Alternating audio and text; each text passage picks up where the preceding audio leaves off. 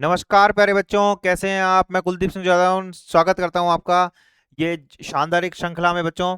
और ये जो हम श्रृंखला लेकर आए हैं बच्चों, इसमें आपको हम करंट अपडेट से अवगत कराएंगे।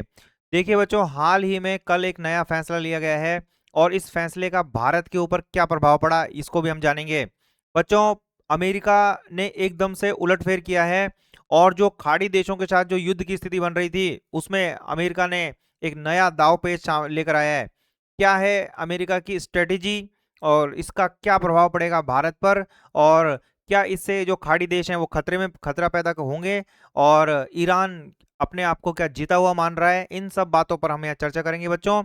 बच्चों, कल एकदम से शेयर मार्केट में सरसरी फैल गई जब अमेरिका के राष्ट्रपति डोनाल्ड ट्रंप ने एक बहुत ही एक ऐसा स्टेटमेंट दिया और कहा कि हम सीज फायर कर रहे हैं। वास्तव में सीज फायर नहीं है, ये केस फायर है बच्चों। थोड़ा सा ध्यान दीजिए, ठीक है। कई सारे जगह आपको ये सीज फायर देखने को मिलेगा, नहीं, ये केस फायर है। केस फायर का मतलब होगा कि अमेरिका और ईरान ने बच्चों क्या किया है, 2 हफ्ते के लिए हारपुर जो जल संधि है जहां से बहुत सारे जो जलयान हैं वो जा रहे हैं, उसके ऊपर समझौता किया है। और सबसे मजेदार वाली बात बच्चों ये है कि इस समझौते को कराने में पाकिस्तान की जो बड़ी महत्वपूर्ण भागीदारी साबित हुई है। तो पाकिस्तान के माध्यम से अमेरिका और ईरान के बीच में एक केस फायर करवाया गया है, ठीक है। और इस केस फायर का प्रभाव शेयर मार्केट पर यह पड़ा कि अमेरिका अब अपने सैनिकों को, अपने लड़ाकू विमानों को खाड़ी देशों को नहीं देगा और ईरान पर हमला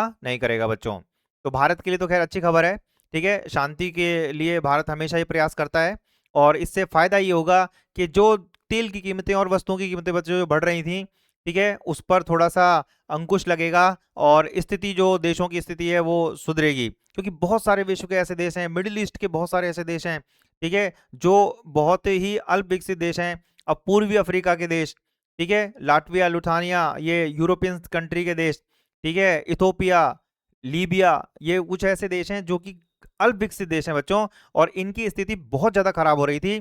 तो कहने को तो आर्थिक दृष्टि से देखा जाए बच्चों तो ये फैसला बहुत ही अच्छा माना गया है, परंतु इसमें डोनाल्ड ट्रंप की जरूर एक रणनीति नजर आती है। फटाफट बच्चों जुड़ जाइए और इस क्लास को अपने दोस्तों के साथ शेयर कर दीजिए, क्योंकि ये क्लास बहुत ही शानदार वाली क्लास है और आपकी नॉलेज को बढ़ाने वाली क्लास है। अब मैं थोड़ा सा यहाँ पर ज्योग्राफिकल बेस पे चलता हूँ और आपको बताता हूँ कि ये जो हारपुर जल संधि या फिर मिडिल ईस्ट की जो लोकेशन है या फिर ईरान की जो लोकेशन है, जिस पर लगभग 39 डेज हो चुके हैं बच्चों इस युद्ध को, ठीक है, 39 दिनों से ये युद्ध चल रहा है।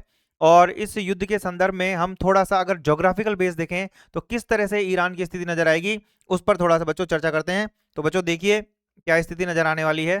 तो यहाँ पर मैंने एक मैप लेकर आया हूँ। यहाँ पर आपको देखो, यहाँ पर आपको दिख रहा है ये ईरान, ठीक है, ऑरेंज कलर में आपको ईरान दिख रहा है। तो ईरान के जस्ट आप नीचे देखोगे ना तो पर्सियन गल्फ दिख रही है, आपको पर्सिया की खाड़ी दिख रही है।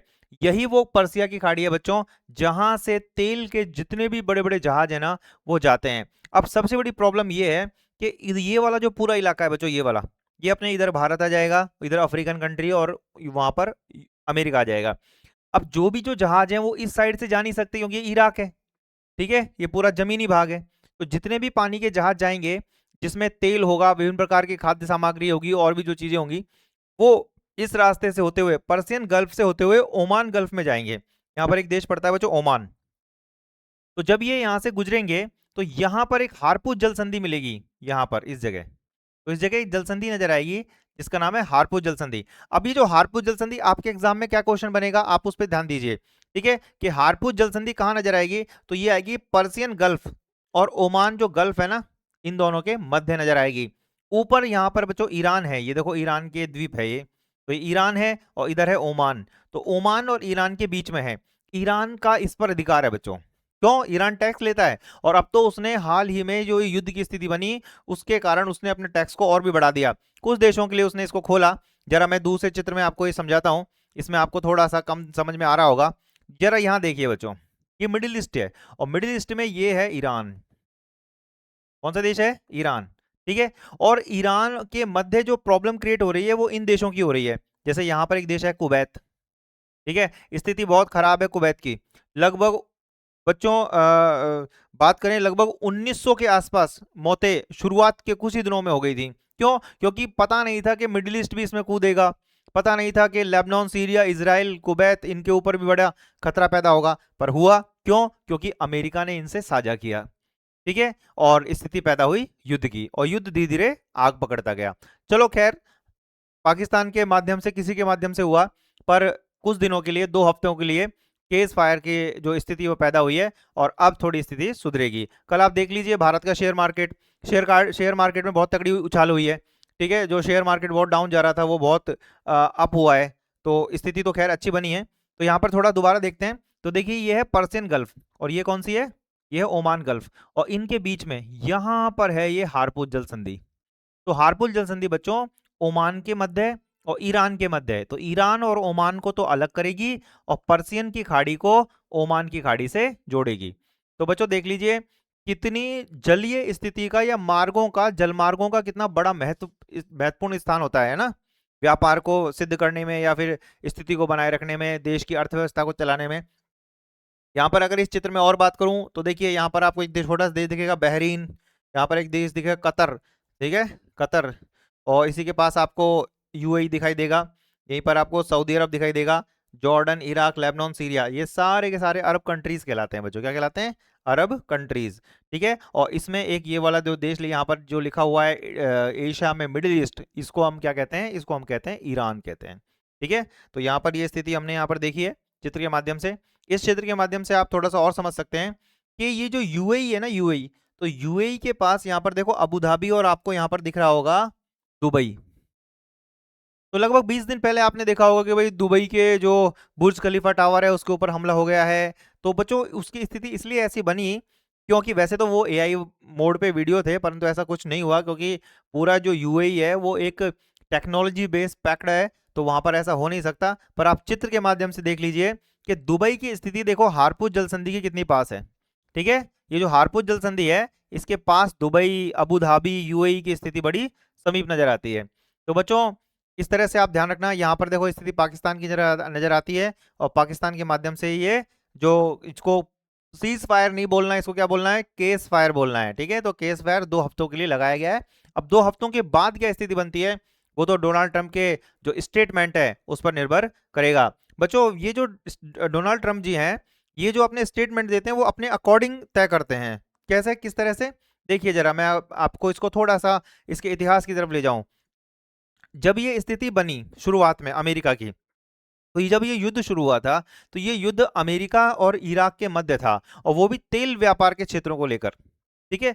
अब अमेरिका ने क्या किया, जो ये जो देश थे जिनमें या आप जॉर्डन कह सकते हो, सीरिया कह सकते हो, कुवैत, बहरीन, कतर, ये सारे जो देश हैं, ओमान और यमन, इन देशों को अमेरिका ने शामिल किया और बोला कि मैं आपको हथियार प्रोवाइड कराऊंगा, आप हमला कीजिए किस पर? ईरान पर। एक बहुत बड़ी महाशक्ति जब छोटे देशों को सपोर्ट करेगी, और वैसे भी ये पहले से ही इनके बीच में तनातनी और प्रॉब्लम तो क्रिएट है ही। अब ये सारे देश युद्ध में कूद चुके हैं, अब ये सारे देश युद्ध में कूद चुके हैं और ईरान से क्या कर रहे हैं? लड़ाई। ईरान क्या कर रहा है? इनका विरोध कर रहा है। प्रॉब्लम क्या क्रिएट हुई कल से कि अब बैक बैक पे कौन चला गया है? अमेरिका। जैसे ही अमेरिका बैक पे गया तो इनके सामने बड़ी खतरा पैदा ये हो गया इन सब देशों के सामने कि यार अब हम युद्ध कैसे करेंगे, क्योंकि अमेरिका ने बिल्कुल क्लीन कर दिया है कि मैं अब अपने हथियार नहीं दूंगा, ठीक है। 45 लाख करोड़ रुपए के बच्चों इस 39 दिन के जो युद्ध हुआ है इसमें बड़ी हानि हुई है। बताओ किसी भी देश की अर्थव्यवस्था को चलाने के लिए कितनी मोटी रकम होती है, इस युद्ध से कितनी स्थितियां बदली हैं, ठीक है। तो परंतु चलो अच्छी खबर आई है कल, जो भी खबर आई है, और इसी खबर को लेकर मैं आपके सामने यहाँ पर बच्चों प्रस्तुत हुआ हूँ और आपको बताने के लिए हुआ हूँ कि जो गैस की स्थिति पैदा हो रही थी अपने भारत में, राजस्थान में लोग जो लंबी लंबी लाइनों में लग रहे थे गैस के लिए, अब वो स्थिति थोड़ी सी सही होगी। वैसे तो भारत के लिए हारपुज कभी बंद हुआ ही नहीं, भारत की स्थिति इस तरह से कभी खराब नजर आई नहीं, क्योंकि भारत के संबंध ईरान के साथ, इसराइल के साथ और अमेरिका के साथ हमेशा एक बैलेंस बने हुए हैं। और ये अब की कहानी नहीं है, ये पंडित जवाहरलाल नेहरू की ही कहानी है, क्योंकि ये जो हमारी जो फॉरेन पॉलिसी है बच्चों, वो गुट निरपेक्ष की नीति के तहत आती है, जिसमें हम तटस्थ रहते हैं, हम किसी का भी सहयोग, यानी सहयोग का मतलब है हम किसी के भी पक्ष में नहीं रहते कि एक का हम विरोध करें और दूसरे के हम पक्ष में रहें, ठीक है। एक बैलेंस की नीति पर हम चलते हैं। तो बच्चों आज जो मैं आपके सामने जो छोटी सी कहानी और आपकी नॉलेज के संदर्भ में जो लेकर आया बात, वो बात ये थी कि अमेरिका बैकफुट पे चला गया है और ईरान की इस स्थिति में थोड़ी सी पकड़ मजबूत हुई है। परंतु ये युद्ध जरूर बदलेगा। हम आगे आने वाला जो हमारा जो सेशन होगा, उस सेशन में हम देखेंगे कि किस तरह से अमेरिका वापस युद्ध में कूदेगा और कैसे मिडिल ईस्ट की स्थिति नजर आएगी, क्या इस पर भारत पर प्रभाव पड़ेगा। अब तो भारत की स्थिति अच्छी नजर आ रही है, वर्तमान में भारत की स्थिति इस संदर्भ में सही नजर आ रही है, और भारत के पास इतना बैकअप भी है कि भारत की आगे युद्ध लंबा चला तो भारत इसको कवर भी करेगा। बच्चों देखेंगे आगे वाली क्लासेस में कि किस तरह से इस युद्ध करवट बदलता है और क्या स्थिति नजर आती है। बहुत बहुत धन्यवाद बच्चों, हमारे साथ इसी तरह जुड़ी रहिए और ऐसे ही सेशन का फायदा उठाते रहिए। बहुत बहुत धन्यवाद बच्चों।